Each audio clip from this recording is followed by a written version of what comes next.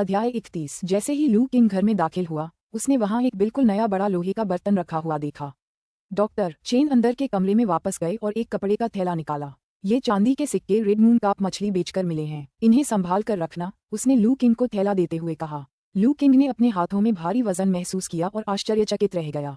इतना सारा पैसा, दादाजी चेन, रेड मून कार्प कितने में बिकी? आपकी किस्मत अच्छी है, डॉक्टर चेन ने जवाब दिया। जिस रईस को मैंने इस बार जड़ी बूटियां पहुंचाईं, उनकी पत्नी हाल ही में कमजोर हो गई थी और उन्हें पोषण की जरूरत थी।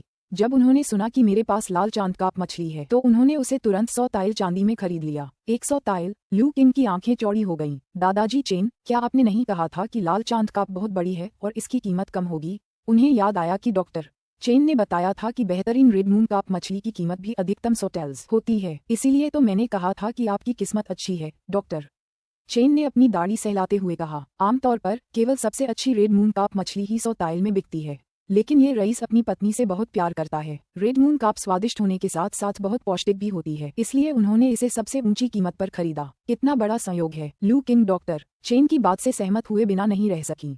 उनका भाग्य वाकई अच्छा था। मैंने तुम्हें पूरे 100 ताइल चांदी में दिलवा दिए। तुम्हारे पिछले चिकित्सा उपचारों के लिए 10 ताइल, लोहे के बर्तन और नमक के लिए 5 ताइल काटने के बाद तुम्हारे पास 85 ताइल बचे हैं। लू किंग ने थैला खोला और उसमें चमकता हुआ चांदी देखा, जो कुछ हद तक चकाचौंध भरा था। वहां विभिन्न प्रकार की चांदी की सिलियां थीं, बड़ी सिलियां जिनकी कीमत 10 ताइल प्रत्येक थी, छोटी सिलियां जिनकी कीमत 5 ताइल थी, और कुछ चांदी के खुले टुकड़े थे। ये स्पष्ट था कि डॉक्टर चेन ने इसका कुछ हिस्सा अपने दैनिक उपयोग के लिए चांदी के छोटे सिक्कों के बदले में दे दिया था। खर्च किए गए 15 ताइल के बारे में लू किंग को कोई आपत्ति नहीं थी। डॉक्टर चेन द्वारा उपचार और दवा के लिए ली जाने वाली 10 ताइल की फीस अधिक लग रही थी, लेकिन डॉक्टर चेन को जानने के कारण उसे संदेह था कि यह कम ही ली जा रही है। लोहे के बर्तन और नमक की कीमत की बात करें तो लोहे के बर्तन का महंगा होना अपेक्षित था। उनकी याद में शव के मूल मालिक ने एक लोहे का बर्तन अच्छी खासी रकम में बेच दिया था। आज भी गांव के बहुत कम परिवार लोहे का बर्तन खरीद सकते हैं, जो इसकी कीमत को दर्शाता है। लेकिन कीमत चाहे जो भी हो, लू किंग को एक खरीदना ही था। इस दुनिया में इतने लंबे समय तक रहने के बाद वह हर समय उबला हुआ और पका हुआ खाना खाकर ऊब गया था। लोहे के बर्तन से वह और भी कई व्यंजन बना सकता था। हालांकि वह कपड़ों के मामले में समझौता कर सकता था, लेकिन खाने पीने में कंजूसी नहीं कर सकता था। यह एक ऐसा सिद्धांत था जिसका वह हमेशा पालन करता था। डॉक्टर चेन ने आगे कहा, मैंने कल रात आपके लिए लोहे के बर्तन को भी तैयार कर दिया था। आपको इसे खुद से तैयार करने की जरूरत नहीं है, आप इसे तुरंत इस्तेमाल कर सकते हैं। लू किंग ने देखा कि बर्तन के अंदर का हिस्सा पहले से ही चमकदार था और उसमें सही मात्रा में मसाले डाले गए थे। दादाजी चेन, बर्तन में मसाला डालने में बहुत तेल लगता है। मैं आपको पैसे दे देती हूँ, लू किंग ने थैला खोलते हुए कहा। कोई जरूरत नहीं, डॉक्टर चेन ने बात टाल दी। बस सुअर की चर्बी के 2 टुकड़े लगे, ज्यादा कीमत नहीं। मैं आपको छुट्टे पैसे देने की जहमत नहीं उठाना चाहता। उपन्यासों के अध्यायों को जल्दी और बेहतरीन गुणवत्ता में पढ़ने के लिए गूगल पर n0vfr.net वेबसाइट खोजें। डॉक्टर चेन के आग्रह को देखते हुए लू किंग ने आगे कोई दबाव नहीं डाला। वह जानता था कि इस दुनिया में लोग सुअर के मांस को नीची नजर से देखते हैं, विशेषकर उच्च वर्ग के लोग जो इसे गरीबों का घटिया मांस मानते हैं। जिनके पास कुछ धन दौलत होती है, वे गोमांस या भेड़ का मांस पसंद करते हैं। इसलिए गोमांस या भेड़ के मांस की तुलना में सुअर का मांस महंगा नहीं था। हालांकि फिर भी आम लोगों के लिए सस्ता नहीं था, जो अक्सर मांस नहीं खरीद सकते थे। यहाँ तक कि सुअर का मांस भी एक दुर्लभ व्यंजन था, जो आमतौर पर त्योहारों या विशेष अवसरों के लिए ही रखा जाता था। लेकिन डॉक्टर चेन के पास पैसों की कमी नहीं थी और सुअर की चर्बी के 2 टुकड़े उनके लिए कुछ भी नहीं थे।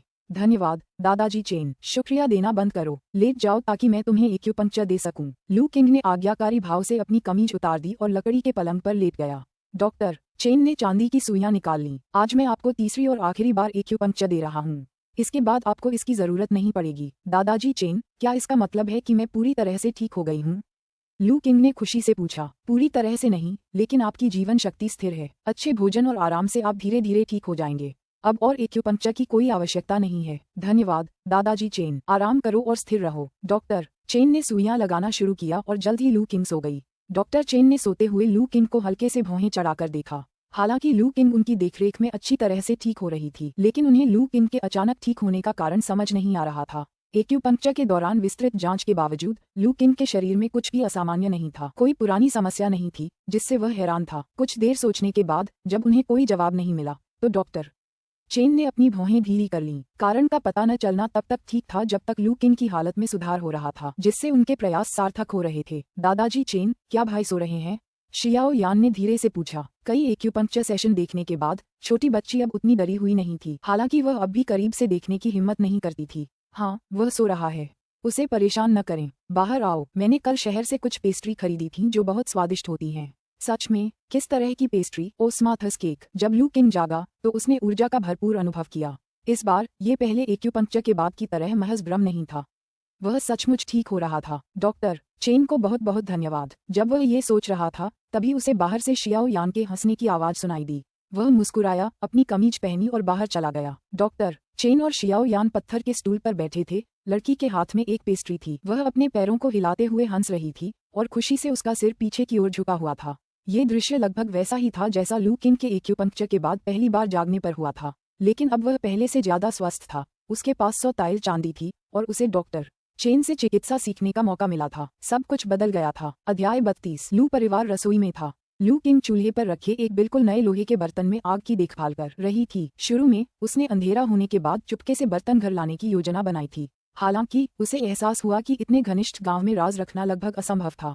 उपन्यासों के अध्यायों को जल्दी और उच्चतम गुणवत्ता में पढ़ने के लिए गूगल पर वेबसाइट खोजें। अगर वह चुपके से बर्तन घर ले भी जाता तो भी तले हुए व्यंजनों की खुशबू आखिरकार सच्चाई उजागर कर देती। भाप में पकाए या उबले हुए व्यंजनों के विपरीत तलने से एक विशिष्ट सुगंध उत्पन्न होती है। वह गंध को रोकने के लिए रसोई को बंद नहीं कर सकता था, इसलिए उसने खुलेआम बर्तन वापस ले जाने का फैसला किया, जिससे स्वाभाविक रूप से गांव में थोड़ी हलचल मच गई। गांव वालों के लिए लोहे का बर्तन विलासिता की वस्तु माना जाता था।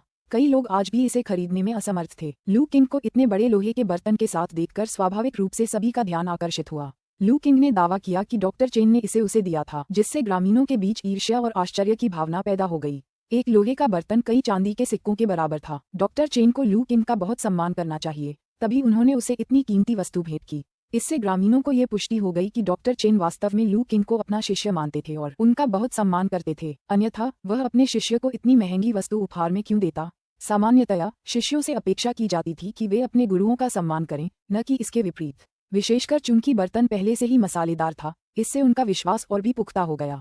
ग्रामीणों की प्रतिक्रियाओं पर विचार करते हुए लू किंग को राहत महसूस हुई। सौभाग्य से उसने दूरदर्शिता दिखाते हुए अपना अधिकांश चांदी का सामान डॉक्टर चेन के पास ही छोड़ दिया था और केवल कुछ ही सिक्के वापस लाया था। अन्यथा चांदी से भरा एक बड़ा थैला निश्चित रूप से अवांछित ध्यान आकर्षित करता। अगर किसी जिज्ञासु ग्रामीण ने उत्सुकतावश थैला खोल दिया होता तो ये परेशानी का सबब बन जाता। अब आग अच्छी तरह जल रही थी और जल्द ही बर्तन से धुआं निकलने लगा। लू किंग ने एक करछुल चर्बी ली और उसे बर्तन में डाल दिया। चर्बी को पिघलते हुए देखकर उसे गहरी संतुष्टि का अनुभव हुआ। अब जब उसके पास पैसा था तो उसे तेल के मामले में कंजूसी करने की जरूरत नहीं थी। पहले उन्हें हमेशा कम से कम तेल का उपयोग करते हुए भी स्वादिष्ट भोजन बनाने में काफी संघर्ष करना पड़ता था। प्रसन्न मन से लू किंग ने झटपट 2 व्यंजन और एक सूप तैयार किया। तली हुई मछली का सूप और तली हुई सब्जियां। हालांकि सीमित मसालों के कारण ये सरल था, लेकिन जैसे ही लू किंग ने पहला निवाला लिया वह लगभग भावुक होकर रोने लगा। अंततः यही वह स्वाद था जिसका वह लंबे समय से सपना देख रहा था। भाई, इस बड़े लोहे के बर्तन में पका खाना कितना स्वादिष्ट है। दूसरी ओर शियाओ यान बड़े चाव से खाना खा रही थी। यहाँ तक कि आमतौर पर नापसंद की जाने वाली हरी सब्जियां भी उसे स्वादिष्ट लग रही थीं। बेशक ये बड़ा लोहे का बर्तन खाना पकाने के लिए एक बेहतरीन उपकरण है, इसीलिए मैं हमेशा से ऐसा एक बर्तन चाहता था। वह बड़ा लोहे का बर्तन अद्भुत है। भाई बहन ने भोजन का भरपूर आनंद लिया और कुछ भी नहीं छोड़ा, यहाँ तक कि सूप भी नहीं। खाना खाने के बाद जियाओ यान ने अपने थोड़े भरे हुए पेट पर हाथ फेरा और संतुष्ट दिखी। भाई, अब से हम खाना पकाने के लिए हमेशा बड़े लोहे के बर्तन का ही इस्तेमाल करेंगे। ठीक है, लू किंग ने बिना किसी झिझक के सिर हिलाया। यही कारण था कि उसने लोहे का बर्तन खरीदने पर जोर दिया था। हालांकि वे हर भोजन में तले हुए व्यंजन नहीं खाते थे। बेहतरीन खाना भी बार बार खाने पर उबाऊ हो सकता है। समय समय पर अलग अलग व्यंजन आजमाना भी एक अच्छा विचार था। रात के खाने के बाद लू किंग ने कुछ देर पढ़ा। जैसे जैसे अंधेरा छाने लगा उसने अपनी किताब एक तरफ रख दी। उसने पुरानी आराम कुर्सी को आंगन में ले जाकर उस पर लेट गया और दूर डूबते सूरज को देखने लगा। हालांकि वह दिवास्वप्न देखता हुआ प्रतीत होता था, वास्तव में वह सोच रहा था। उसने वांग दान द्वारा आगामी बाजार के बारे में कही गई बातों पर विचार किया। आज रात के अत्यधिक सेवन के बाद घर का तेल लगभग खत्म हो गया था और उसे फिर से भरने की आवश्यकता थी। कुछ ऐसी चीजें भी थीं जिन्हें वह डॉक्टर चेन से खरीदने के लिए नहीं कह सकता था।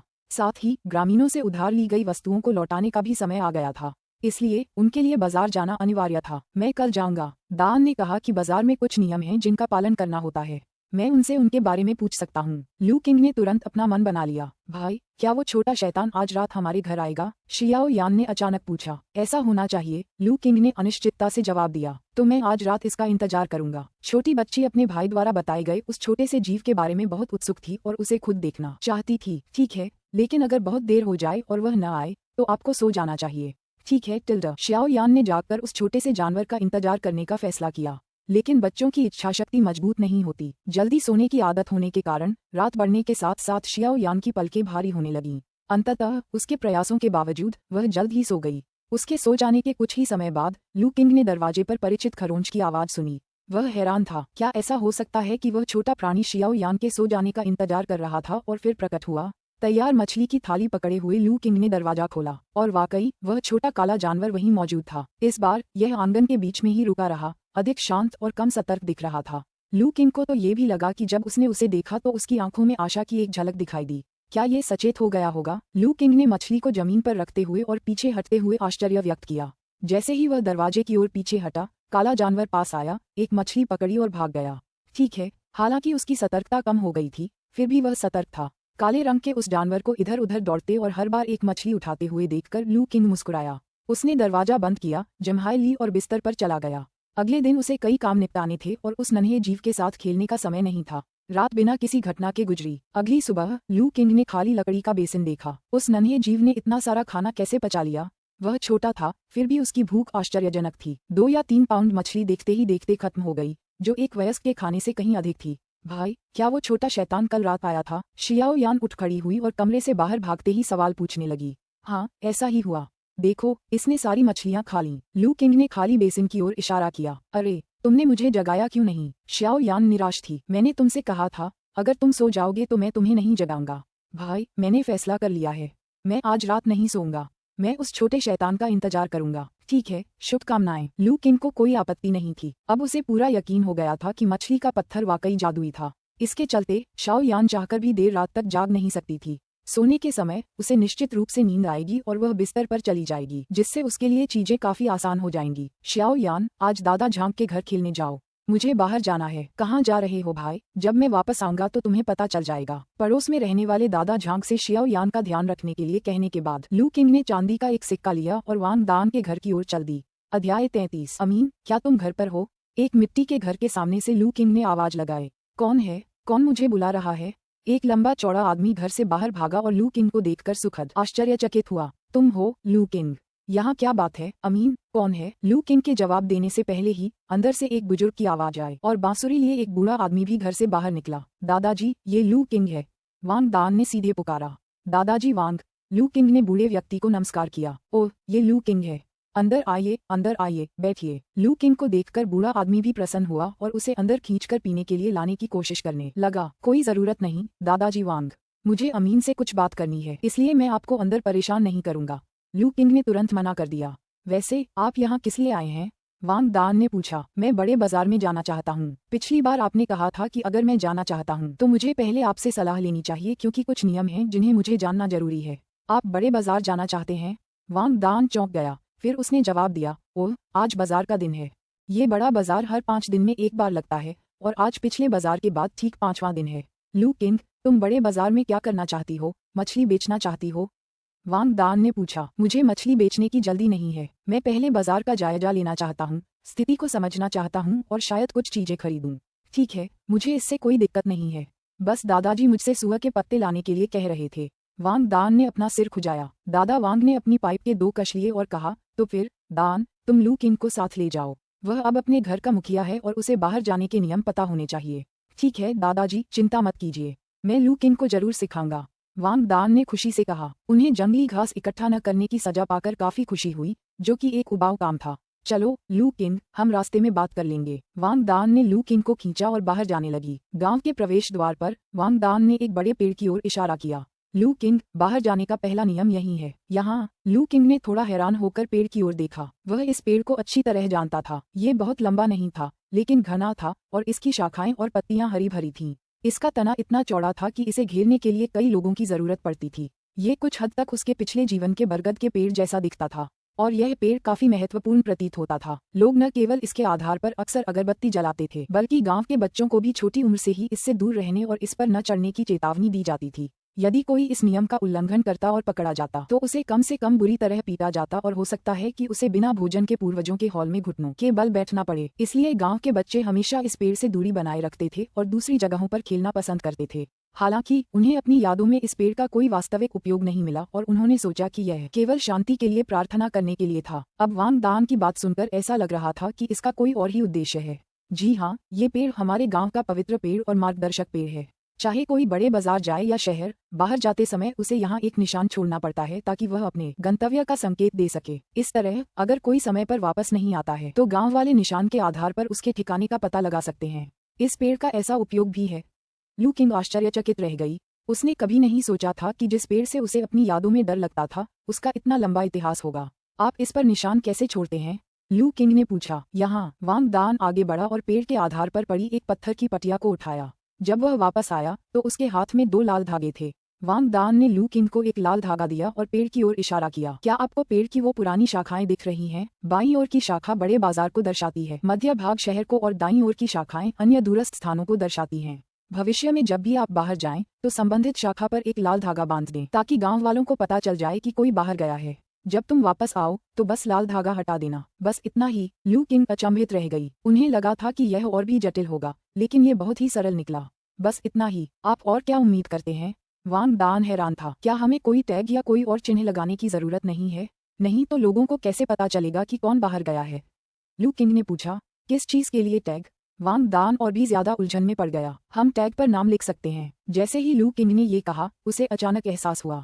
वह ये बात भूल गया था कि गांव के अधिकांश लोग निरक्षर थे। वांग दान ने उसकी बातों पर मुस्कुराते हुए कहा, बिल्कुल सही। तुम्हें क्या लगता है कि हम सब तुम्हारी तरह हैं, लू किंग, जिन्हें इतने सारे अक्षर याद हैं? भला कौन अपना नाम लिखेगा? इसके अलावा इसकी कोई जरूरत नहीं है। गांव छोटा है। अगर लाल धागा छोड़ दिया जाए तो बस पूछने से ही पता चल जाएगा कि कौन वापस नहीं लौटा है। लू किंग ने इस बारे में सोचा और सहमति दे दी। उसका मन अतीत में अटका हुआ था। वह सोच रहा था कि यह जगह उसके पिछले जीवन जैसी है जहां लोग आसानी से यात्रा कर सकते थे। वास्तव में उस प्राचीन दुनिया में ग्रामीण लोग बाहर जाने को लेकर बहुत सतर्क रहते थे। वे बहुत जरूरी होने पर ही गांव छोड़ते थे। कुछ ग्रामीण शायद अपने पूरे जीवन में कभी दूर न जा पाएं। बच्चों को बाहर दौड़ने की सख्त मनाही थी। ऐसी स्थिति में गांव छोड़कर जाने वाले लोगों की संख्या बहुत कम थी, इसलिए इससे ज्यादा परेशानी नहीं हुई। इससे लू किंग को ये भी समझ में आ गया कि लोग अक्सर इस पेड़ के नीचे अगरबत्ती क्यों जलाते थे। देवताओं की पूजा के अलावा ग्रामीण मुख्य रूप से बाहर जाने वालों की सुरक्षा के लिए प्रार्थना कर रहे थे। उपन्यासों के अध्यायों को जल्दी और उच्चतम गुणवत्ता में पढ़ने के लिए गूगल पर नॉवल फायर नेट वेबसाइट खोजें। लो, मैं इसे तुम्हारे लिए बांध देता हूँ। वांग दान ने बाईं शाखा पर 2 लाल धागे बांधे। गांव का एक और नियम ये है कि बड़ा बाजार पास में ही है। अगर आप जाना चाहते हैं तो आप अकेले जा सकते हैं, बस लाल धागे को यहाँ बांध दें। लेकिन अगर आप शहर या उससे भी दूर जाते हैं तो एक दूसरे का ध्यान रखने के लिए कम से कम 2 लोगों को साथ जाना चाहिए। अगर हमारे गांव में कोई शहर नहीं जाना चाहता तो आप पड़ोसी गांव में पूछ सकते हैं। पता करें कि कोई साथ जाना चाहता है या नहीं। हमारे गांवों में बाहर जाने के नियम लगभग एक जैसे ही हैं। शहर जाना और बाजार जाना अलग अलग बातें हैं। वहाँ ज्यादा लोग एक दूसरे का ख्याल रख सकते हैं। अमीन, क्या शहर जाने का रास्ता बहुत खतरनाक है? लू किंग ने ये नियम सुनकर पूछा। वांग दान थोड़ी देर रुका और फिर बोला, सच में खतरनाक नहीं है। इन वर्षों में शांति रही है, लेकिन मेरे दादाजी ने बताया कि पहले सड़क पर डाकू दिखाई देते थे। पड़ोसी गांव का एक व्यक्ति पकड़ा गया था और कई वर्षों बाद ही भाग निकला। हम सभी को लगा था कि उसकी बाहर ही मौत हो गई है। जब वह भागकर वापस आया तो हमें पता चला कि उसे डाकुओं ने पकड़ लिया था। लेकिन बाद में काउंटी लॉर्ड ने उन डाकुओं को खत्म करने के लिए लोगों को भेजा, इसलिए सड़क फिर से शांत हो गई। तब से हमारे गांवों में बाहर जाने के लिए ये नियम स्थापित हो गए। डाकू। लू किंग को गहरा सदमा लगा। वास्तव में ये दुनिया उतनी शांतिपूर्ण नहीं थी जितना उसने सोचा था। काउंटी लॉर्ड शब्द ने भी उनका ध्यान आकर्षित किया, लेकिन लू किंग ने और कुछ नहीं पूछा। बाद में सीखने का समय मिल जाएगा। गांव के नियमों को समझाने और लाल धागे बांधने के बाद वांग दान अंततः लू किंग को बड़े बाजार की दिशा में ले गया। अध्याय 34। क्या ये ग्रैंड बाजार है? लू किंग सामने के चहल पहल भरे दृश्य को देखकर आश्चर्यचकित रह गया। ग्रैंड बाजार उसकी कल्पना से भी कहीं अधिक जीवंत था। दोनों ओर की दुकानें सुव्यवस्थित थीं, जो उसे अपने पिछले जीवन में छोटे कस्बों में देखे बाजारों की याद दिला रही थीं। जी हाँ, यही ग्रैंड बाजार है। वांग दान ने सिर हिलाते हुए आगे की ओर इशारा किया। क्या आप वहाँ वे स्टॉल देख रहे हैं? वे लंबे समय के लिए किराए पर दिए गए हैं, केवल नियमित व्यवसाय चलाने वालों के लिए। लू किंग ने गौर किया कि वांग दान द्वारा इंगित किए गए स्टॉल मुख्य रूप से मांस, कपड़ा या अनाज बेचते थे। वांग दान ने आगे कहा, पीछे की ओर एक खुला स्थान है जहां आपको स्टॉल किराए पर लेने की आवश्यकता नहीं है। हालांकि यदि आप वहां कुछ बेचना चाहते हैं तो आपको एक सिक्के का शुल्क देना होगा। अगर आप मछली बेचना चाहते हैं, किंग, तो आप सीधे खुले मैदान में जा सकते हैं। मुझे ये शुल्क किसे देना है? लू किंग ने पूछा। मास्टर माँ, वांग दान ने एक जगह की ओर इशारा करते हुए कहा। नीले कपड़े पहने उस आदमी को देखो, वह मास्टर माँ हैं जो यहाँ अस्थायी स्टॉल का शुल्क वसूलते हैं। लू किंग ने इधर उधर देखा तो उसे नीले कपड़े पहने एक दुबला पतला अधेड़ व्यक्ति मुस्कुराते हुए बाजार में घूमता हुआ दिखाई दिया। उन्होंने ये भी देखा कि व्यवस्था बनाए रखने के लिए कई अन्य पुरुष भी इसी तरह के कपड़े पहने गश्त कर रहे थे। जैसे ही मास्टर मा ने लू किंग और वांग दान की निगाहों को भांप लिया, उन्होंने अचानक अपना सिर घुमाया और उनकी निगाहें तेज हो गईं। फटे पुराने कपड़े पहने दो युवा किसानों को देखकर उनका चेहरा नर्म पड़ गया और उन्होंने अपनी निगाहें हटाकर टहलना जारी रखा। लू किंग का दिल घबरा गया। इतनी दूरी से उनकी निगाहें महसूस कर लेने पर यह मास्टर मा कोई साधारण व्यक्ति नहीं थे। अब वह सीधे घूरने की हिम्मत नहीं कर रहे थे, बल्कि तिरछी निगाहों से देख रहे थे। कुछ ही देर में उसने देखा कि मास्टर मा के चारों ओर एक घना सफेद प्रकाश प्रकट हो रहा है। मागू, गहन चिंतनशील, कर्मों में निष्पक्ष, पैनी नजर वाला, बाजार में अत्यधिक सम्मानित। विकास, मजबूत और मांसल, प्रसवोत्तर अस्थि एवं मांसपेशी क्षेत्र का प्रारंभिक चरण। अपनी शक्ति से यह जानकारी प्राप्त करते हुए लू किंग के चेहरे पर कोई भाव नहीं बदला, लेकिन उसका हृदय अशांत हो गया। ये गुरु माँ एक असाधारण साधक थे। इसमें कोई आश्चर्य नहीं कि उनकी इंद्रियां इतनी तीव्र थीं। वे एक असाधारण साधक थे। इस दुनिया में आने के बाद लू किंग की मुलाकात दूसरे साधक से हुई थी। पहले साधक तो स्वाभाविक रूप से बूढ़े डॉक्टर चेन थे। हालांकि दोनों साधक होने के बावजूद लू किंग ने कुछ अंतर देखे। एक तो मास्टर मा के चारों ओर का प्रकाश सफेद था, जबकि बूढ़े डॉक्टर चेन का प्रकाश लाल था। स्पष्ट रूप से साधना के मार्ग में बूढ़े डॉक्टर चेन मास्टर मा से कहीं अधिक उन्नत थे। क्या उनके स्तर में अंतर था? लू किंग ने गौर किया कि मास्टर मा की साधना प्रसवोत्तर अस्थि एवं मांसपेशी स्तर के प्रारंभिक चरण में थी, जबकि वृद्ध डॉक्टर चेन प्रसवोत्तर आंतरिक अंग स्तर पर थे। क्या इसका मतलब ये था कि आंतरिक अंग स्तर अस्थि एवं मांसपेशी स्तर से अधिक शक्तिशाली था?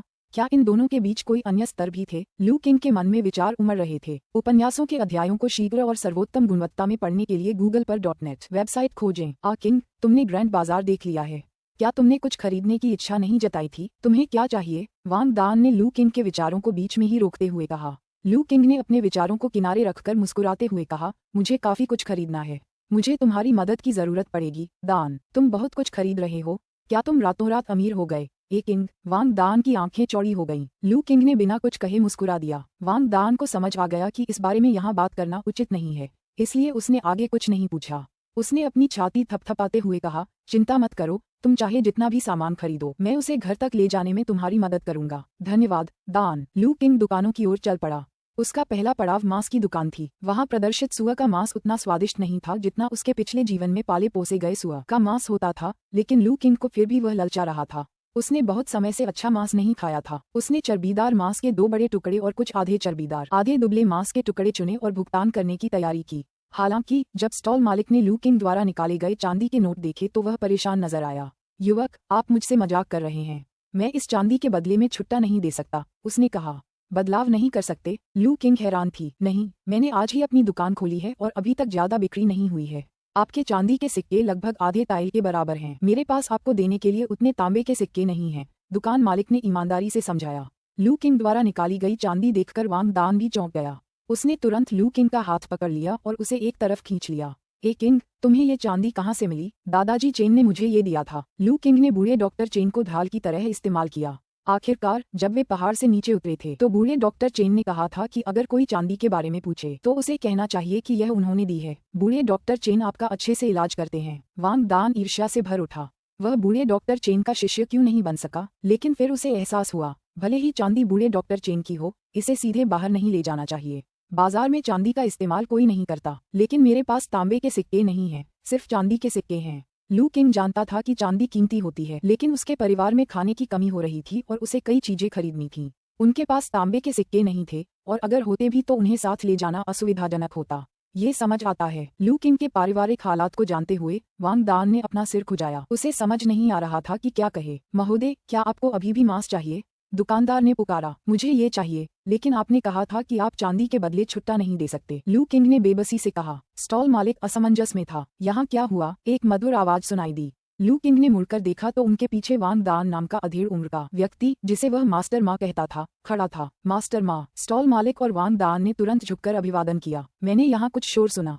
क्या हुआ? मास्टर माँ ने पूछा। मास्टर माँ, ये युवक मांस खरीदने के लिए चांदी लाया था, लेकिन मेरे पास इसके बदले में छुट्टे नहीं हैं, स्टॉल मालिक ने समझाया। ओह, मास्टर माँ ने लू किंग की ओर देखा। उन्होंने भी बाजार में चांदी का इस्तेमाल करते हुए शायद ही कभी किसी को देखा हो। लू किंग के पहनावे को देखकर वे और भी आश्चर्यचकित हो गए। युवक, तुम्हें ये चांदी कहाँ से मिली? मास्टर माँ ने पूछा। बाजार में चीजें खरीदने के लिए आपको ये बताने की क्या जरूरत है कि आपके पास पैसा कहाँ से आता है? लू किंग ने शांत भाव से पूछा। नहीं, इसकी कोई जरूरत नहीं है।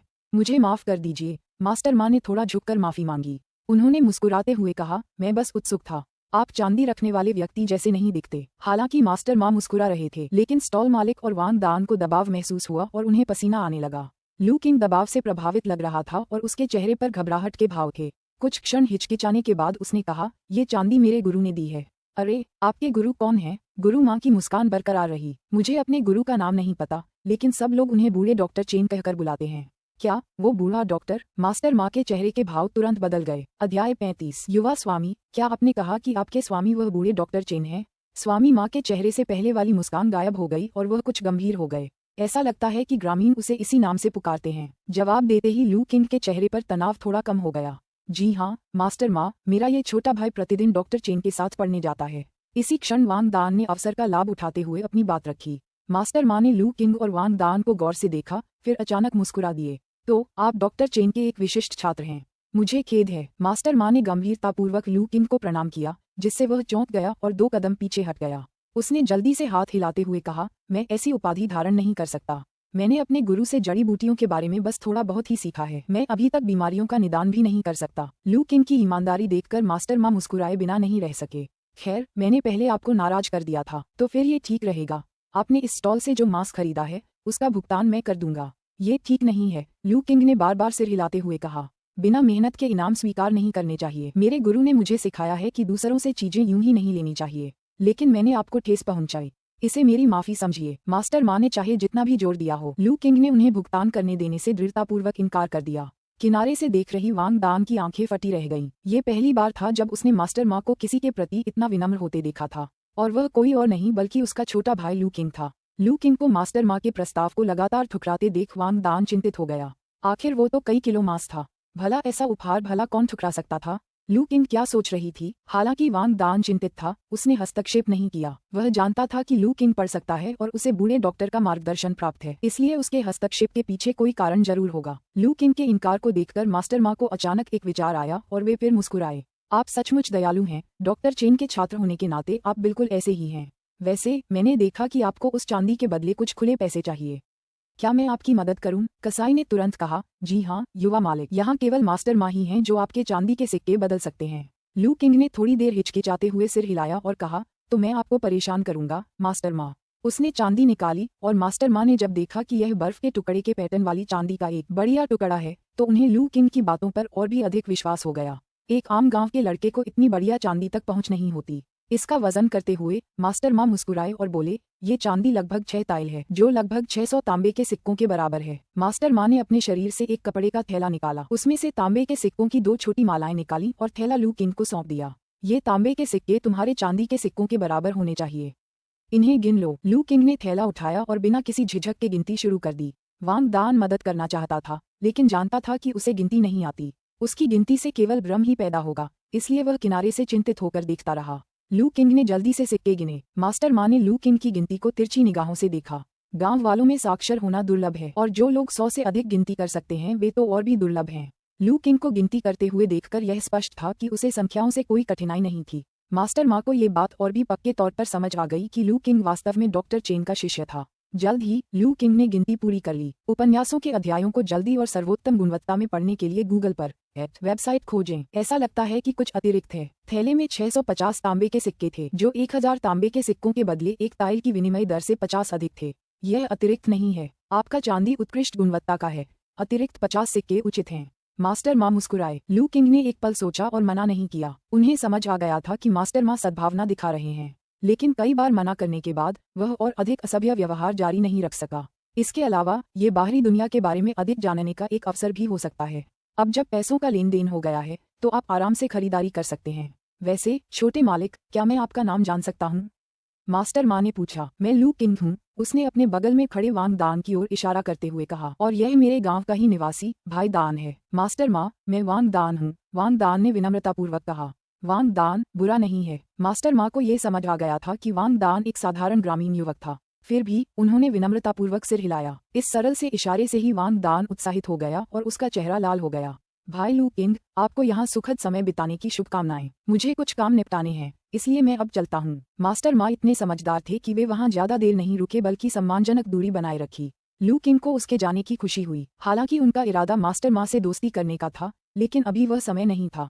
फिलहाल उनकी ताकतें बराबर नहीं थीं। फिलहाल उन्हें केवल डॉक्टर चेन के शिष्य के रूप में उनकी पहचान के कारण ही सम्मान दिया जाता था। मास्टर माँ के जाने के बाद लू किंग कसाई की दुकान पर लौट आए। बॉस, क्या मैं अभी मांस खरीद सकता हूँ? बिल्कुल, कसाई मुस्कुराते हुए बोला। युवा मालिक, मुझे नहीं पता था कि आप डॉक्टर चेन के छात्र हैं, इसीलिए तो आप इतने विनम्र हैं। लू किंग ने अपने पाबंद लगे कपड़ों पर एक नज़र डाली और कुछ अवाक रह गया। क्या आप इसे गरिमापूर्ण कहते हैं? बॉस, आप डॉक्टर चेन को भी जानते हैं? वांग दान ने उत्सुकता से पूछा। युवक, यहाँ डॉक्टर चेन को कौन नहीं जानता? मेरी पत्नी को पिछले साल प्रसवोत्तर संक्रमण हो गया था, उसकी जान बाल बाल बची थी। डॉक्टर चेन ने ही उसे ठीक किया था। वह इस इलाके में एक प्रसिद्ध वैद्य हैं। तो फिर क्या आपको हमें मांस पर छूट नहीं देनी चाहिए? वांग दान ने सुझाव दिया। बिल्कुल, छूट मिलेगी। अंत में कसाई ने कीमत में से कुछ सिक्के कम कर दिए, जिससे लू किंग के 3 वेन बच गए। मांस खरीदने के बाद लू किंग और वांग दान ने बाजार में खरीदारी जारी रखी। जल्द ही उन्होंने ढेर सारा सामान खरीद लिया, मुख्यतः भोजन और दैनिक आवश्यकता की वस्तुएं। सबसे बड़ी खरीदारी अनाज की थी। इसके अलावा लू किंग ने कुछ सब्जियों के बीज और सुइयां भी खरीदी। वह आंगन में जंगली सब्जियों की तलाश करने के बजाय अधिक सब्जियां उगाना चाहता था। जहां तक सुइयों की बात है, घर पर पुरानी लोहे की सुई से बनाया गया मछली पकड़ने का कांटा अब भरोसेमंद नहीं रह गया था। उसे अतिरिक्त कांटों के रूप में और अधिक कांटे बनाने की आवश्यकता थी। लू किंग ने बाजार में मछली बिकते हुए भी देखी। पूछताछ करने पर उसे पता चला कि यह सुअर के मांस से सस्ती थी। लेकिन ये बात समझ में आती है, गरीबों के लिए वसा बहुत जरूरी है, इसलिए सुअर के मांस की चर्बी भी दुबले मांस से ज्यादा महंगी होती है। मछली में वसा की कमी होती है, इसलिए इससे भूख नहीं मिटती। केवल धनी रईस ही मछली का स्वाद चखने के लिए भारी कीमत चुकाते थे। आम लोगों को अगर विकल्प दिया जाए तो वे मछली के बजाय सुअर का मांस खाना पसंद करेंगे। इन वस्तुओं को खरीदने के बाद लू किंग के 650 तांबे के सिक्कों में से आधे से अधिक खर्च हो गए। उन्होंने बांस की 2 बड़ी टोकरियां खरीदी और उन्होंने और वांग दान ने मिलकर अपनी खरीदी हुई वस्तुओं को उठाया और ले गए। अंत में वे भारी कदमों से बाजार से निकलकर गांव की ओर वापस चल पड़े। अध्याय 36। लू किंग और वांग दान की ग्रैंड बाजार में की गई जमकर खरीदारी ने स्वाभाविक रूप से काफी ध्यान आकर्षित किया। इसलिए जब वे वहां से निकले तो कुछ लोग ग्रैंड बाजार के बाहर जमा हो गए और आपस में फुसफुसाने लगे। मालिक, उन दोनों बच्चों ने बहुत सारा सामान खरीद लिया। वे मोटे ताजे भीड़ों जैसे दिखते हैं। क्या हमें जाकर उनसे कुछ पैसे ले लेने चाहिए? एक युवक ने धूर्त निगाहों से सुझाव दिया। हालांकि उनके सुझाव को अन्य लोगों ने तुरंत ही तिरस्कार के साथ स्वीकार कर लिया, विशेषकर वह आदमी जिसे बॉस कहा जाता था, जो उसे ऐसे देखता था मानो वह कोई मूर्ख हो।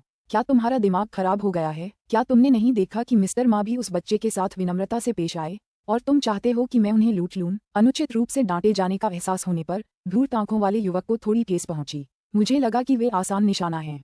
देखो उनके पास कितना सारा सामान है। उसकी कीमत सैकड़ों वेन होगी। थोड़ा सा भी सामान ले जाने से हम कई दिनों तक खुश रहेंगे। अनुवादक का नोट: वेन वे शब्द प्राचीन चीन में प्रयुक्त मुद्रा की एक इकाई को संदर्भित करता है।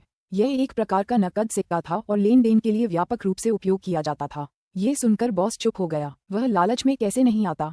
उन दोनों बच्चों के हाथ में जो मांस था उसे देखकर ही उसके मुंह में पानी आ गया था। हाल ही में उनका भाग्य साथ नहीं दे रहा था और उन्होंने कई दिनों से मांस नहीं खाया था। लेकिन ग्रैंड बाजार में मिस्टर माँ के बारे में सोचकर वह थोड़ा डर गया। वह आदमी ऐसा व्यक्ति नहीं था जिससे पंगा लिया जाए। उसे नाराज करना उन सभी के लिए मुसीबत खड़ी कर देता। फिर भी लू किंग और वांग दान द्वारा ले जाए जा रहे सामान के बारे में सोचना मुश्किल था। जब वे लोग हिचकिचा रहे थे, ग्रैंड बाजार के अंदर श्री माँ अपने एक अधीनस्थ को बुला रहे थे। श्याओ तियान, मुझे याद है कि डॉक्टर चेन नाम का बूढ़ा व्यक्ति ज्यूली गांव में रहता है ना? हाँ, वह बूढ़ा डॉक्टर ज्यूली गांव के पास एक छोटी पहाड़ी के आधे रास्ते पर रहता है। आसपास के गांवों में हर कोई उसे जानता है। श्याओ तियान ने आदरपूर्वक उत्तर दिया। ज्यूली गांव जाने के लिए कुछ समय निकालें और देखें कि क्या उस बूढ़े डॉक्टर ने हाल ही में लू किंग नाम के किसी शिष्य को काम पर रखा है। हाँ, जियाओ तियान ने जवाब दिया, ये समझते हुए कि श्रीमान माँ उस युवक के बारे में जानकारी लेना चाहते थे जिसने अभी अभी चांदी से सामान खरीदा था। अचानक कुछ याद आने पर जियाओ तियान ने तुरंत बताया, श्रीमान माँ, मैंने चेन सान और उसके गिरोह को बाहर संदिग्ध रूप से घूमते देखा। ऐसा लग रहा था कि वे लू किंग नाम के उस लड़के के बारे में कुछ सोच रहे थे। चेन सान, ये छोटे बदमाश मेरे इलाके में क्या कर रहे हैं? श्रीमान ने आंखें सिकोड़ते हुए कहा, मैंने सुना है कि उन्होंने हाल ही में दामो गांव से कुछ चीजें चुराई थीं और गांव के बुजुर्गों ने उन्हें उस गांव के पास जाने से मना कर दिया था, इसलिए वे यहीं आसपास मंडरा रहे हैं। ये बदमाश कभी कुछ अच्छा नहीं करते, बस चोरी और लूटपाट के बारे में सोचते रहते हैं। जाओ उन्हें चेतावनी दो। अगर उन्होंने हमारे ग्राहकों को छूने की हिम्मत की तो मैं उनकी टांगे तोड़ दूंगा। जी हाँ, श्रीमान माँ। श्याओ तियान उत्साह से बाहर निकल गया। वह लंबे समय से चेन सान और उसके गिरोह से परेशान था। वे कभी कुछ अच्छा नहीं करते थे, केवल चोरी करते थे और गांवों में उपद्रव मचाते थे। दामो गांव में विवाहित उसकी चचेरी बहन ने उससे शिकायत की थी कि चेन सान के गिरोह ने उनके घर से कई मुर्गियां चुरा ली थीं। अब श्रीमान मां के समर्थन से आखिरकार उन्हें उनसे ठीक से निपटने का मौका मिल गया था। श्याओ तियान के बाहर जाने के तुरंत बाद बाहर अफरा तफरी मच गई और दया की गुहारें सुनाई देने लगीं। श्री मां ने इन छोटी मोटी बातों को नजरअंदाज कर दिया और अपनी कुर्सी पर बैठकर गहरी सोच में डूबे रहे। आज लू किंग का आना एक सुखद आश्चर्य था। यदि यह युवक वास्तव में बूढ़े डॉक्टर चेन का शिष्य है तो यह उसके लिए बहुत अच्छी खबर होगी। आम लोग केवल इतना ही जानते थे कि उस बूढ़े डॉक्टर के पास अद्भुत चिकित्सा कौशल और दयालु हृदय था। वह एक ईश्वर भक्त डॉक्टर थे, लेकिन उन्हें यह नहीं पता था कि शहर में ये बूढ़ा डॉक्टर भी काफी प्रभावशाली था। कई कुलीन और धनी लोगों ने उनके साथ एक सम्मानित अतिथि की तरह व्यवहार किया, क्योंकि उस बूढ़े डॉक्टर के पास न केवल असाधारण चिकित्सा कौशल था बल्कि वह मार्शल आर्ट का भी उस्ताद था। यहाँ तक कि काउंटी मजिस्ट्रेट ने भी उनकी गहन कुशलता की प्रशंसा की थी, जो प्रसवोत्तर अवस्था के शिखर के लगभग करीब पहुंच चुकी थी। श्री मां हमेशा से ऐसे ही किसी व्यक्ति से दोस्ती करना चाहते थे, लेकिन उन्हें कभी सही अवसर नहीं मिला था। अब लू किंग के आने से उसे आशा की एक किरण दिखाई दी। अगर वह लू किंग को अपने पक्ष में कर लेता है और बूढ़े डॉक्टर चेन से संपर्क स्थापित कर लेता है तो शायद उसे शहर लौटने का मौका भी मिल सकता है। वह इस वीरान जगह से तंग आ चुका था। अगर उसने पहले वह परेशानी न खड़ी की होती जिसके चलते उसके पिता ने उसे 5 साल तक यहीं रहने का आदेश दिया था, तो वह बहुत पहले ही चला गया होता। श्री मां चुपचाप अपनी अगली योजनाओं पर विचार करने लगे। इस बीच लू किंग और वांग दान को उनके जाने के बाद ग्रैंड बाजार में हुई घटनाओं की जानकारी नहीं थी। हालांकि लू किंग सतर्क रही, क्योंकि वह जानती थी कि बाजार में उनकी खरीदारी काफी आकर्षक थी, लेकिन कोई चारा नहीं था। आने वाले दिनों में उन्हें बहुत काम था और ग्रैंड बाजार की बार बार यात्रा करना उनके लिए संभव नहीं था, इसलिए उन्हें ये जोखिम उठाना ही पड़ा। सौभाग्यवश गांव लौटते समय उन्हें किसी भी अप्रत्याशित घटना का सामना नहीं करना पड़ा। उन्होंने बड़े पेड़ से लाल रिबन उतारा, उसे वापस पत्थर की पटिया के नीचे रख दिया और अपना सामान लेकर लू किंग के घर की ओर चल दिए। लगभग दोपहर का समय था और अधिकांश ग्रामीण अपने घरों में आराम कर रहे थे। गांव में कुछ ही लोग घूम रहे थे, इसलिए जब लू किंग घर लौटी तो उन्हें वहां कोई नहीं मिला। उफ, आखिरकार वापस आ गया, वांग दान ने सामान नीचे रखते हुए हौंफते हुए कहा। धन्यवाद दान, आपकी मदद के बिना मैं ये सब चीजें वापस नहीं ला पाता, लू किंग ने कृतज्ञतापूर्वक कहा। अनाज और मांस जैसी भारी वस्तुएं वांग दान द्वारा ले जाई जा रही थीं, जबकि लू किंग हल्की दैनिक आवश्यक वस्तुएं ले जा रही थीं। कोई बात नहीं, ये तो मुझे करना ही चाहिए। वैसे भी मुझे आपका शुक्रिया अदा करना चाहिए। आज पहली बार मैंने श्रीमान मां से इतनी करीबी से बात की और उन्हें मेरा नाम भी याद था, वांग दान ने उत्साह से कहा। क्या श्रीमान मां बहुत शक्तिशाली हैं? लू किंग ने उत्सुकता से पूछा। बिल्कुल, आपको पता होना चाहिए, पूरा ग्रैंड बाजार उन्हीं के द्वारा प्रबंधित किया जाता है और उनके अधीन कई लोग काम करते हैं। इस क्षेत्र में वही सबसे प्रभावशाली व्यक्ति हैं। इससे लू किंग और भी ज्यादा हैरान हो गई। उनके लिए ग्रैंड बाजार की समृद्धि कुछ हद तक अप्रत्याशित थी, लेकिन आखिरकार ये सिर्फ एक छोटा सा बाजार था, कोई बड़ी बात नहीं थी। वहाँ बिकने वाली वस्तुएं अधिकतर कृषि उत्पाद थीं, विलासिता की वस्तुएं नहीं। इस तरह के बाजार से मिलने वाली कमाई बहुत ज्यादा नहीं होगी, लेकिन श्रीमान मां के व्यवहार को देखकर ऐसा नहीं लगता था कि उन्हें इतनी छोटी रकम की परवाह हो। उपन्यासों के अध्यायों को जल्दी और बेहतरीन गुणवत्ता में पढ़ने के लिए गूगल पर .net वेबसाइट खोजें। वह ग्रैंड बाजार में क्यों रुकेगा? क्या इसके पीछे कोई छिपा हुआ कारण हो सकता है? लू किंग को ये बात समझ नहीं आई। दान, क्या श्रीमान मां हमेशा से ही ग्रैंड बाजार का प्रबंधन करते आए हैं? नहीं, पहले इसका प्रबंधन अंकल ली नाम के एक बुजुर्ग व्यक्ति करते थे। लगभग 2 साल पहले श्रीमान ने इसका कार्यभार संभाला। मैं समझ गई, लू किंग ने गहराई से सोचा। ठीक है, अब मुझे जाना होगा। लू किंग, तुम्हें आराम करना चाहिए, इतना सारा सामान वापस लाने से तुम थक गई होगी। वांग दान को जाते देख लू किंग ने झट से कहा, एक पल रुको दान। फिर उसने टोकरी से सुअर के मांस का एक टुकड़ा निकाला, जो आधा चर्बी वाला और आधा बिना चर्बी वाला था। इस मांस को घर ले जाओ और आज रात कुछ बढ़िया पकाओ। दादा वांग को भी थोड़ा चखने दो। ओह, मैं इसे बर्दाश्त नहीं कर सकती। यह मांस सस्ता नहीं है, इसे तुम अपने और शियाओ यान के लिए रख लो। मेरे पास और भी बहुत कुछ है, तुमने खुद देखा है। इसके अलावा तुमने ही रास्ता दिखाया और मुझे बहुत सी चीजें उठाने में मदद की। इसे मेरी कृतज्ञता का प्रतीक समझो, लेकिन ये बहुत ज्यादा है। मांस का इतना बड़ा टुकड़ा 10 वेन से भी ज्यादा कीमत का है। बस इसे ले लो। लू किंग ने जिद करते हुए मांस वांग दान के हाथों में थमा दिया। अगर तुम इसे नहीं लोगे तो भविष्य में मुझे तुम्हारी मदद मांगने में हिचकिचाहट होगी। ठीक है, तो फिर। लू किंग की इतनी जिद देखकर वांग दान के पास मांस स्वीकार करने के अलावा कोई विकल्प नहीं बचा था। ठीक है, चिंता मत करो, जल्दी वापस आओ, हम काफी देर से बाहर हैं। दादा वांग चिंतित हो सकते हैं। घर जाओ और उन्हें बता दो कि तुम सुरक्षित हो। वांग दान को मांस स्वीकार करने के बाद भी थोड़ा शर्मिंदा महसूस करते देख लू किंग ने उसे जाने के लिए कहा। वांग दान के जाने के बाद लू किंग ने मांस का एक छोटा टुकड़ा काटा। फिर उसने मांस लिया और पास ही दादा झांक के घर जाकर शियाओ यान को ले आया। अध्याय 37। रसोई में मांस की भरपूर खुशबू हवा में फैली हुई थी। चूल्हे के पास बैठकर आग को देखते हुए शियाओ यान उस खुशबू से अपने मुंह में पानी आने से खुद को रोक नहीं पाए। भाई, हम कब खाना खा सकते हैं? छोटे बच्चे ने बेसब्री से पूछा। बस थोड़ी देर और, लू किंग ने जवाब दिया। वह खुद भी थोड़ा बेचैन महसूस कर रहा था। पिछले जन्म में मांसाहारी रहे लू किंग ने इस दुनिया में आने के बाद से मछली के अलावा कोई खास मांस नहीं खाया था। अब उसकी मोहक सुगंध को सहन करना लगभग असंभव था। लू किंग धीमी आंच पर सुअर का मांस पका रही थी। मसालों की कमी के कारण यह एक सरलीकृत संस्करण था जो स्टू की तरह था। ब्रेस्ट पोर्क बनाने का विचार उन्हें तब आया जब उन्होंने ग्रांट बाजार में सोया सॉस बिकते देखा।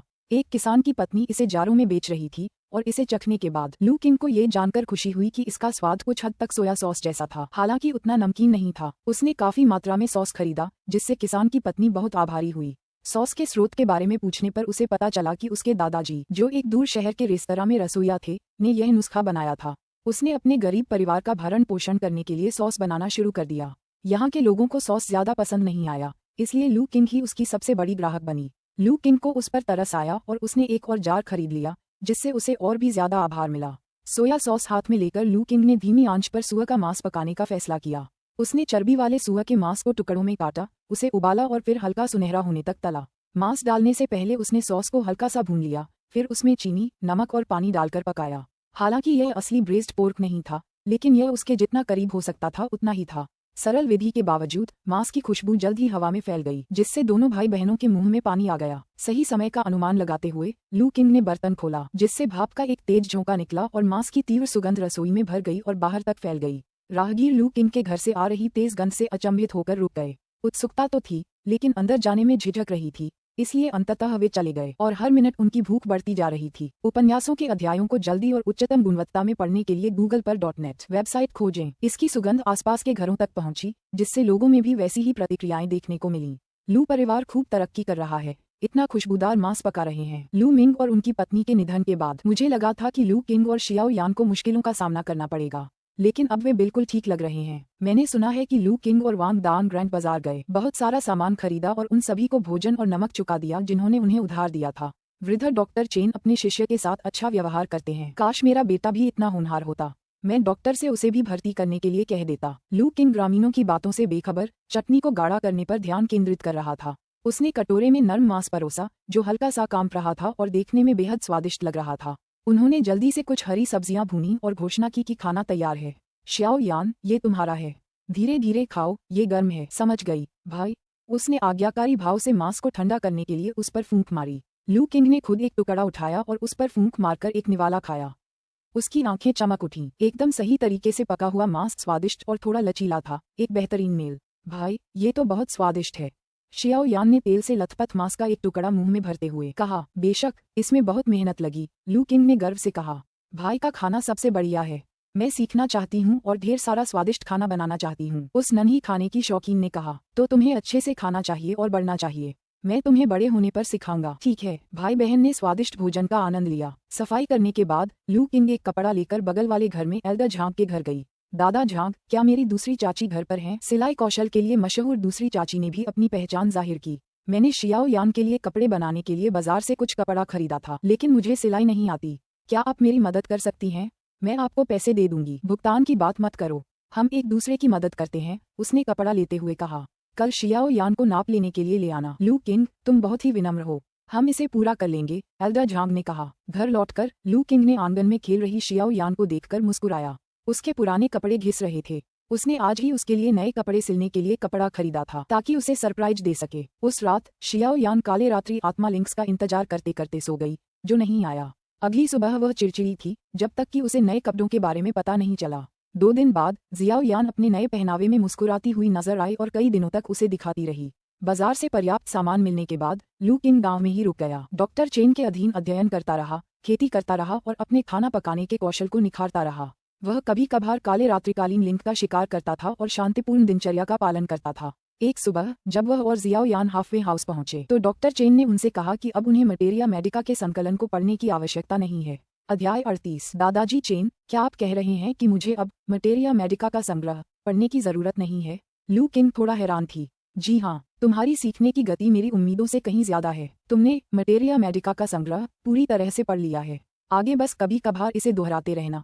अब इसे गहनता से पढ़ने की कोई जरूरत नहीं है।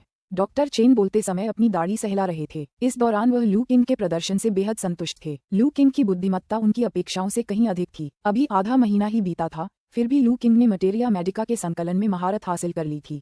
शुरू में डॉक्टर चेन ने सोचा था कि अगर लू किंग 1 महीने के भीतर मटेरिया मेडिका का संकलन सुचारू रूप से पढ़ ले तो ये काफी अच्छा होगा। दादाजी चेन, ये सब आपकी उत्कृष्ट शिक्षा के कारण ही संभव हो पाया है। लू किंग के दिल को काफी राहत मिली। अंततः उसे अब मटेरिया मेडिका के संकलन का अध्ययन नहीं करना पड़ेगा। ईश्वर ही जानता है कि इस दौरान उन्होंने मटेरिया मेडिका के संकलन को कितनी गहराई से पढ़ा होगा।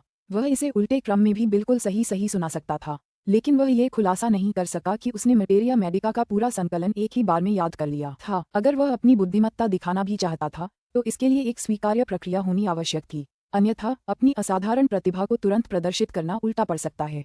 अब आखिरकार वह इस मुकाम पर पहुंच गया था। डॉक्टर चेन ने कहा, लू किंग, हालांकि आपकी चतुराई मेरी उम्मीदों से कहीं अधिक है, फिर भी हमें सहमत मूल्यांकन के अनुसार आगे बढ़ना होगा। लू किंग समझ गया। कृपया मूल्यांकन कीजिए दादाजी चेन, लू किंग ने आदरपूर्वक उत्तर दिया। आपने कंपेंडियम ऑफ मटेरिया मेडिका को अच्छी तरह से पढ़ लिया है, लेकिन केवल पाठ को याद रखना पर्याप्त नहीं है। इसे सही मायने में समझने के लिए आपको इसे व्यवहारिक अनुप्रयोग के साथ जोड़ना होगा। मेरा निर्देश सीधा सादा है। आपके पास गांव के आसपास के क्षेत्र में कंपेंडियम ऑफ मटेरिया मेडिका में दर्ज 10 प्रकार की औषधीय जड़ी बूटियां ढूंढने और उन्हें मेरे पास लाने के लिए 1 घंटा है। याद रखें, आप किताब अपने साथ नहीं ला सकते और आपको गलत जड़ी बूटियां नहीं चुननी चाहिए। साथ ही कटाई की प्रक्रिया के दौरान आपको जड़ी बूटियों को नुकसान नहीं पहुंचाना चाहिए। लू किंग ने चुपचाप डॉक्टर चेन के शब्दों को याद कर लिया और उनके समाप्त होने के बाद ही बोली, बस इतना ही दादाजी चेन। जी हाँ, बस इतना ही। अगर तुम ये काम पूरे कर लोगे तो मैं तुम्हें आधिकारिक तौर पर अपना पहला और एकमात्र शिष्य स्वीकार कर लूंगा। निश्चिंत रहें, मैं आपको निराश नहीं करूंगा। लू किंग ने आत्मविश्वास से कहा, लो ये जड़ी बूटियों की टोकरी और कुदाल ले लो। याद रखो, तुम्हारे पास सिर्फ 1 घंटा है। अगर तुम समय सीमा से ज्यादा समय लेते हो तो भले ही तुम सारी जड़ी बूटियां इकट्ठा कर लो, फिर भी उसे पास नहीं माना जाएगा। डॉक्टर चेन ने लू किंग को 2 उपकरण सौंपे, तो मैं अब रवाना हो जाता हूँ। लू किंग ने जड़ी बूटियों की टोकरी और कुदाल ली और पहाड़ से नीचे उतर गई। जैसे ही वह पहाड़ की तलहटी में पहुंचा, उसे एक औषधीय जड़ी बूटी मिली। थंडररूट ग्रास उत्कृष्ट गुणवत्ता वाली औषधीय, गर्मी दूर करती है और विषाक्त पदार्थों को निकालती है। गर्मी से होने वाली बीमारियों और खांसी के इलाज में प्रभावी है। इस थंडररूट घास का उल्लेख वास्तव में मटेरिया मेडिका के संकलन में किया गया था।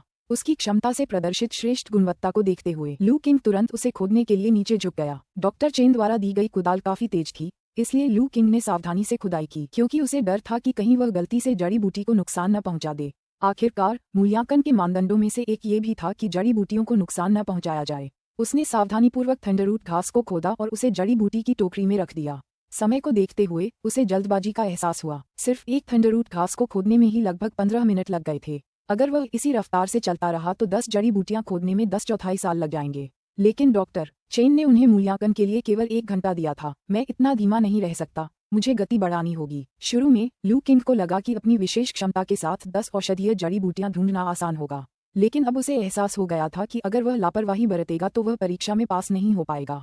अपने आरामदेह रवैये को दरकिनार करते हुए लू किंग ने अपनी गति तेज की और अन्य क्षेत्रों की ओर बढ़ गया। रास्ते भर वह रास्ते के दोनों ओर की झाड़ियों को लगातार देखता रहा।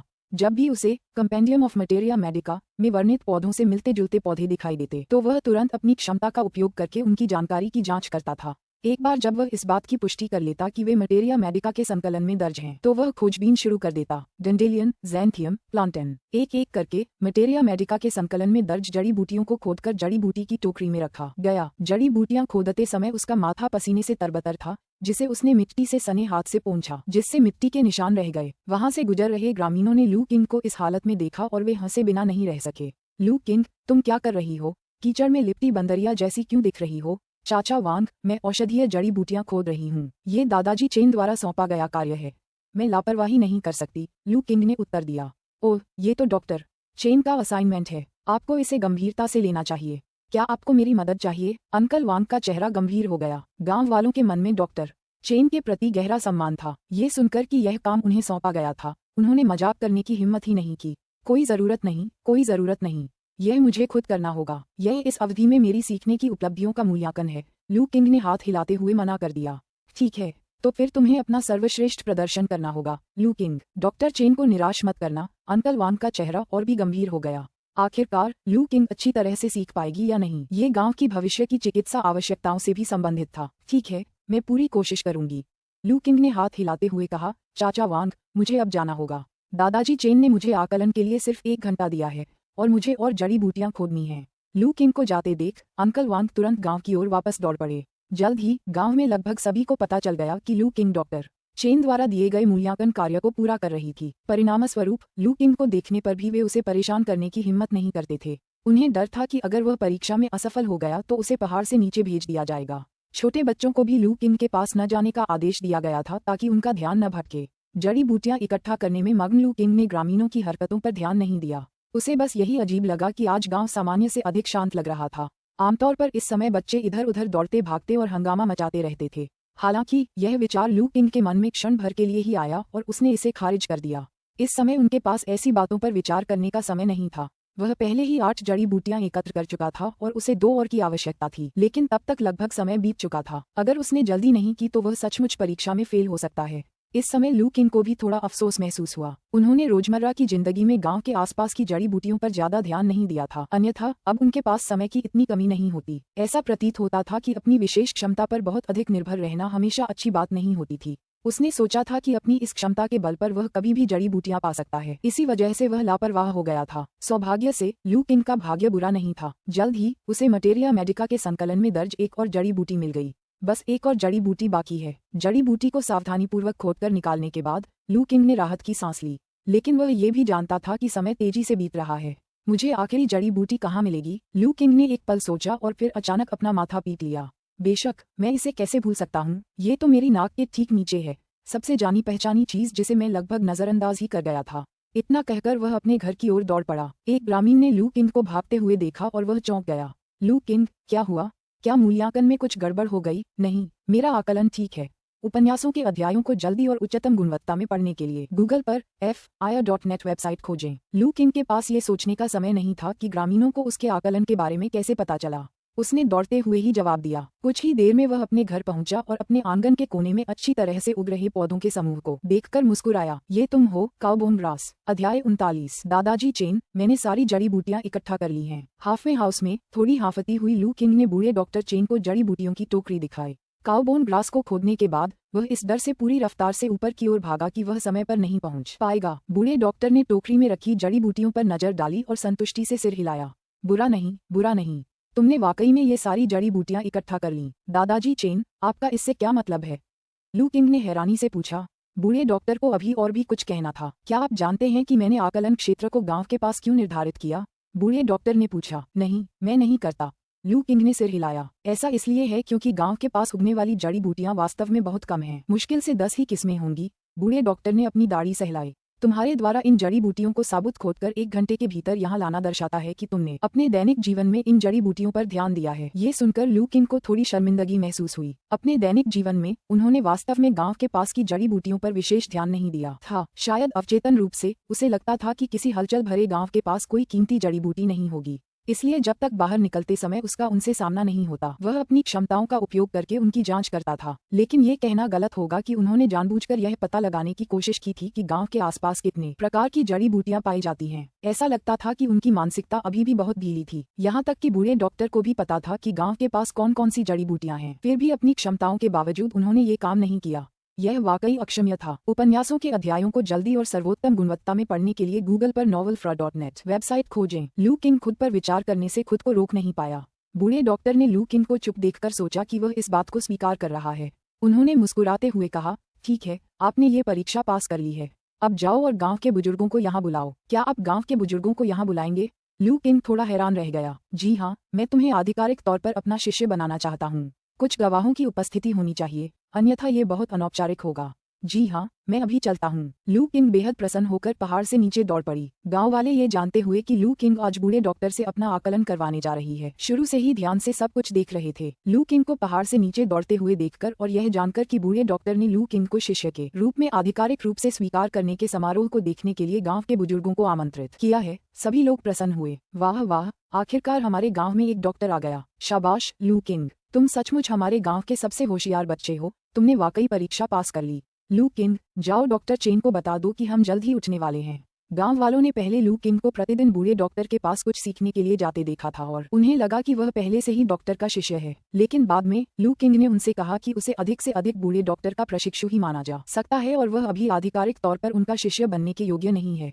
अब जब उन्हें पता चला कि लू किंग ने आखिरकार परीक्षा पास कर ली है और उसे आधिकारिक तौर पर शिष्य के रूप में स्वीकार किया जाएगा, तो भला वे उत्साहित क्यों नहीं होंगे।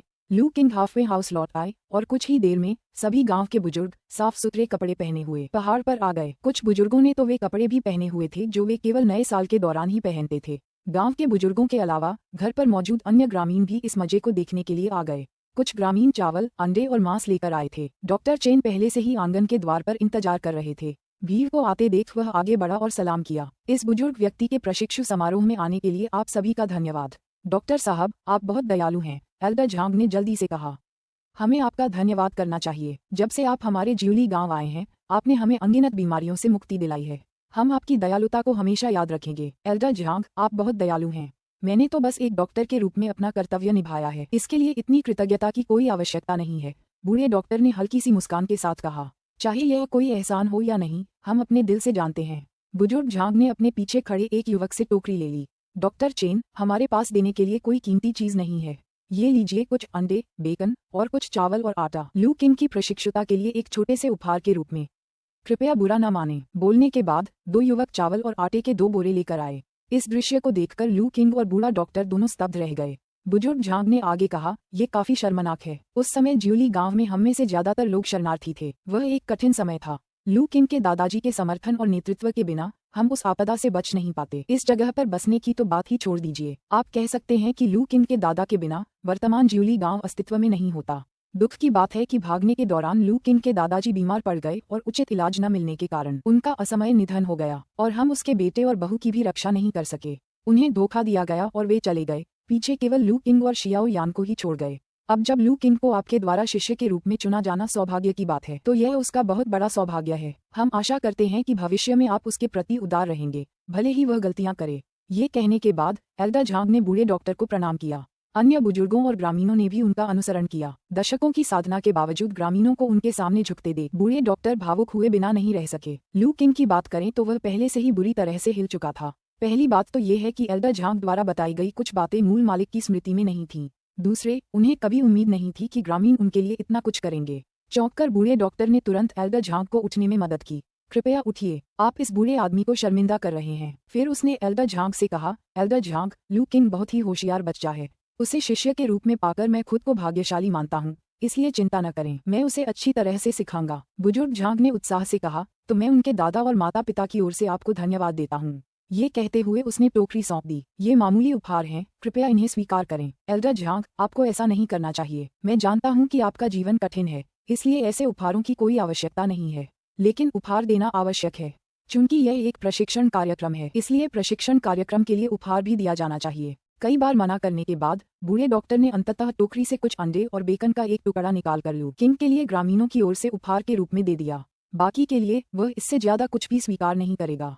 ये देखकर लू किंग ने मन ही मन तय कर लिया कि वह बाद में ग्रामीणों को इसका एहसान चुका देगी। सच कहूं तो उसने प्रशिक्षुता के उपहार के बारे में बिल्कुल भी नहीं सोचा था। उसे लगा कि यह तो बस सबके सामने बूढ़े डॉक्टर के सामने झुकने की बात है, लेकिन उन्होंने इस बात को नजरअंदाज कर दिया कि ये दुनिया प्राचीन काल से मिलती जुलती थी। औपचारिक शिक्षुता समारोह उनकी कल्पना से कहीं अधिक जटिल था। इस घटना के बाद बूढ़े डॉक्टर ने ग्रामीणों को आंगन में आमंत्रित किया।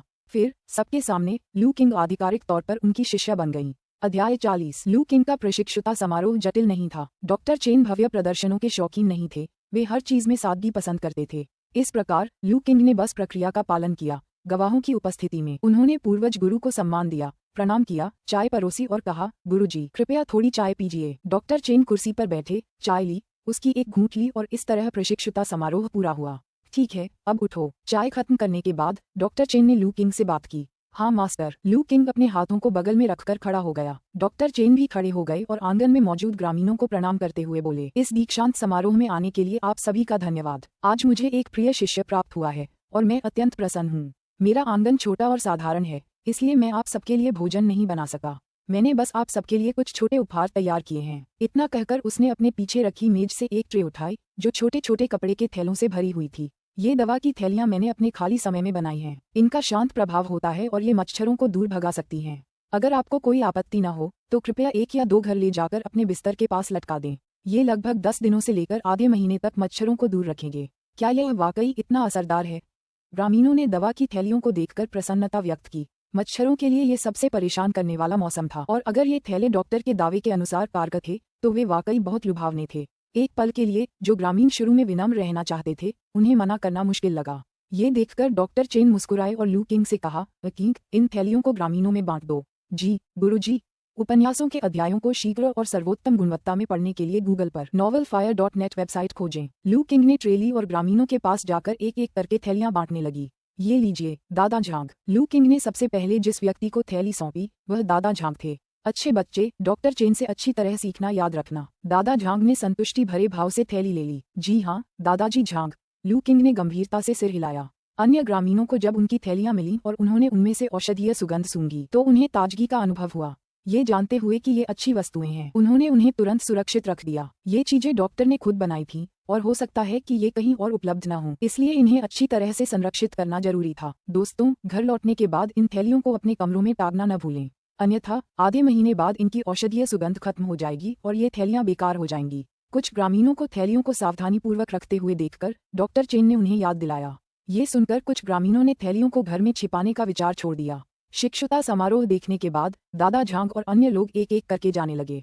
जाने से पहले दादा झांग ने लू किंग को एक तरफ बुलाया और उसे याद दिलाया कि वह अपने दादा और माता पिता की कब्रों पर जाए और उन्हें ये खुशखबरी सुनाए। लू किंग को गंभीरता से सहमत होते देख वह संतुष्ट होकर पहाड़ से चला गया। जब सभी ग्रामीण चले गए तब भी लू किंग आंगन के सामने खड़ी रही और उनकी आकृतियों को पहाड़ से नीचे ओझल होते हुए देखती रही। अकीब, तुम्हारे दादाजी ने उस समय अच्छे दोस्त बनाए थे, इसीलिए आज तुम्हारे इतने अच्छे पड़ोसी हैं। डॉक्टर चेन लू किंग के पास गए और पहाड़ की तलहटी में मौजूद लोगों को प्रशंसा भरी नजरों से देखा। गुरुजी, मुझे इन बातों का कभी पता ही नहीं था। मेरे दादाजी और माता पिता ने कभी इनका जिक्र नहीं किया, लू किंग ने कहा।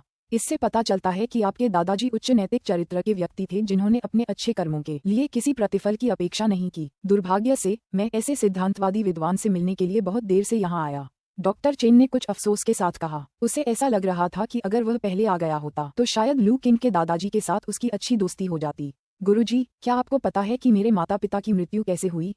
लू किंग ने अचानक पूछा। दादा झांग ने पहले जो कहा था उसकी वजह से? हाँ, मुझे हमेशा लगता था कि मेरे माता पिता की मौत एक दुर्घटना में हुई थी, लेकिन दादा झांग की बातों से लगता है कि इसमें कुछ और भी है। लू किंग ने सिर हिलाया। अपनी यादों में वह हमेशा यही मानता था कि उसके माता पिता की मृत्यु एक दुर्घटना में हुई थी। अब ऐसा लग रहा था कि मामला इतना सरल नहीं था। डॉक्टर चेन कुछ देर चुप रहे, फिर उन्होंने अपना सिर हिलाया। मुझे भी नहीं पता। जब आपके माता पिता की मृत्यु हुई उस समय मैं शहर में एक रईस का इलाज कर रहा था। जब मैं लौटा तो मुझे पता चला कि वे डूब गए थे, लेकिन मैंने उनके शव नहीं देखे, इसलिए मैं निश्चित रूप से कुछ नहीं कह सकता। अगर आप सच जानना चाहते हैं तो आपको दादा झांग और बाकी लोगों से पूछना पड़ सकता है। लू किंग चुप रही। उसकी यादों में वही जानकारी थी, उसके माता पिता दुर्घटनावश डूब गए थे। जब उनके सूजे हुए शव वापस लाए गए तो वह दृश्य इतना भयावह था कि वह बुरी तरह डर गया था। इसके बाद की घटनाएं तब घटीं जब वह स्तब्ध था। जमीन बेचना, शवों को तैयार करना, शोक मनाना और जागते रहना, और जाहिर तौर पर कोई गड़बड़ी पैदा कर रहा है। जब तक उसे होश आया तब तक उसके माता पिता को दफनाया जा चुका था। अब जब उसने इस बारे में सोचा तो उसके मन में कई संदेह उठे। दुर्भाग्यवश उस दौरान आघात इतना गहरा था कि कई यादें अव्यवस्थित थीं, जिससे लू किंग के लिए चीजों को एक साथ जोड़ना मुश्किल हो गया था। हालांकि मैं आपको सलाह नहीं देता कि आप अभी दादा झांग और अन्य लोगों से सच्चाई पूछें। लू किंग के मौन भाव को देखकर डॉक्टर चेन ने अचानक कहा।